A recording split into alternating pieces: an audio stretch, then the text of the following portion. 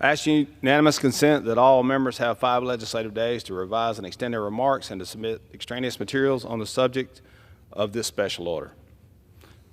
Without objection. American citizens from Alabama and Texas and their Nicaraguan partners have made it their mission to spread the hope of the gospel of Jesus Christ with the Nicaraguan people for nearly 30 years. Evangelists with Mountain Gateway Ministries have worked across the country leading on disaster recovery and feeding and clothing and planting churches with the support of the assistance of the Nicaraguan government. In January, however, the Attorney General of Nicaragua began pursuing charges against 3 U.S. citizens associated with Mountain Gateway and 11 Mountain Gateway Nicaraguan pastors on trumped-up charges of money laundering and organized crime. In addition to being barred from meeting with their legal representation and their families, the lawyers on their case were denied access to the case files and to other relevant documentation against the pastors. During the sham trial, the government was unable to produce evidence of the alleged illicit activity. Despite this, the 11 pastors have been sentenced to up to 15 years in prison and a combined $1 billion in fines. These pastors were working to bless the people of Nicaragua, and now they have been thrown in prison, and all their property has been seized. These sentences leave families without income, children without mothers and fathers, simply for sharing the good news of Jesus. I'm deeply concerned that these citizens and the pastors were targeted for sharing their faith. Matthew 5:10 says, "Blessed are they which are persecuted for righteousness' sake, for theirs is the kingdom of heaven." I recently introduced a resolution, House Resolution 1019, condemning the Nicaraguan government of unjust imprisonment of these people, and I hope my colleagues will join in support. I am praying for a swift resolution to this situation so these pastors can be safely returned to their families and continue sharing the gospel. I am grateful to the members of Congress who have joined me for this special order to highlight this issue and call the Nicaraguan government to release the imprisoned pastors immediately. I now will yield 5 minutes to the gentleman from Alabama, one of my first co-sponsors to H Resolution 1019, Mr. Adderholt.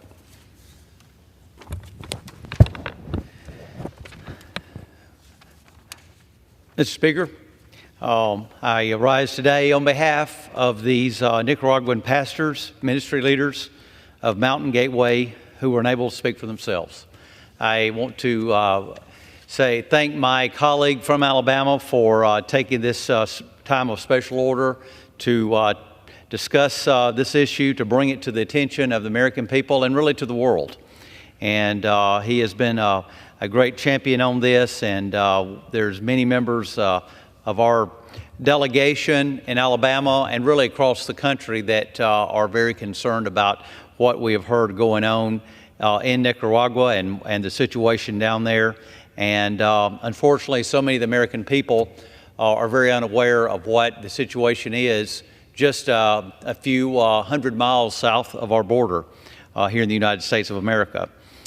These leaders that has been already mentioned, but it should be repeated. These leaders have been convicted by the Nicaraguan government on sham charges. They now face up to 15 years in prison and $80 million in fines each. The rest came after these courageous pastors led a series of revivals that was authorized by the Nicaraguan government, and they were rounded up. They're imprisoned shortly after a mass outpouring of faith in the capital city. Mr. Speaker, it is an act of religious persecution that put these men and women in prison, these pastors, these leaders, these spiritual leaders, these ministry leaders. And it is human rights violations that have kept them in prison. And again, I so thankful that we live in a country where we do not have to worry about going to prison. I think so many Americans take it for granted that all the many freedoms that we have in this country. One of those main freedoms that we have is we get to worship freely. And we can worship freely, whether it be at an outdoor revival, whether it be in a large event, small event, or just being at home reading our Bible. We don't have to worry about being sentenced to 15 years in prison. And just as myself, as a young boy who accepted Christ in my own life, I can now be in Congress and I can be a citizen here in this United States and not worry about the threat of prison being hung over my head.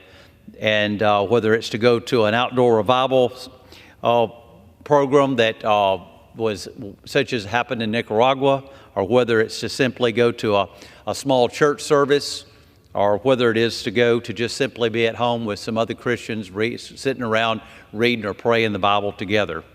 So on this time of when we're reflecting on what is going on here, I just want to encourage the American people to reach out to their members of Congress and to encourage them to do what they can to stand with those of us who are trying to call attention to this very serious issue. And this not only goes on in Nicaragua, but also goes on in many other parts of the world as well. But today, we certainly want to call attention to those pastors and ministry leaders from Mountain Gateway who are unable to speak for themselves and be a voice here in the United States House of Representatives. And we ask for their release. And I would call on the Nicaraguan government to take action to address these indisputable violations and to free these men and women so that they can be returned to their homes and with their families. And with that, I yield back.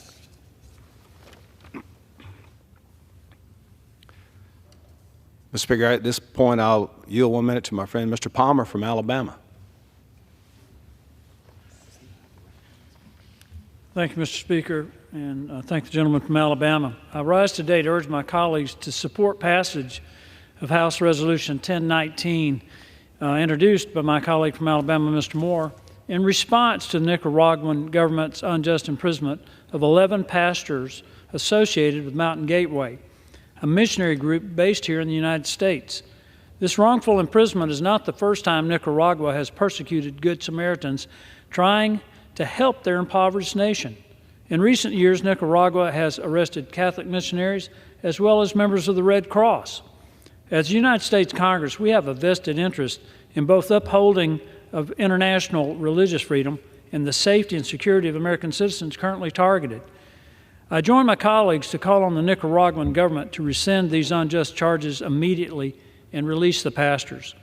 To the pastors and persecuted Christians everywhere, I encourage you with this passage from Isaiah 41:10.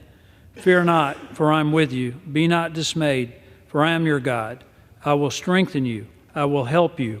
I will uphold you with my righteous right hand. Thank you, Mr. Speaker, and I yield back. Thank you, Mr. Palmer. I appreciate that. And, you know, previously our colleagues across the aisle were talking about hope and mental health in America. And I think in Nicaragua, these ministries, certainly these missionaries, were impacting people's lives and bringing them hope. And so it's just a shame what's happened to them. And at this point, I'd like to yield 5 minutes to my friend from Wyoming, Ms. Hageman. Thank you, Mr. Speaker. And I thank my colleague for yielding time and for his leadership on this important issue. Since its founding in 2006, Mountain Gateway Ministries has been changing people's lives through the preaching of the gospel of Jesus Christ, the feeding and clothing of those in need, and the provision of water, food, equipment, and recovery assistance during and after natural disasters. These noble and selfless efforts have had far-reaching impacts on the lives of so many families and individuals, extending far beyond the borders of any individual nation.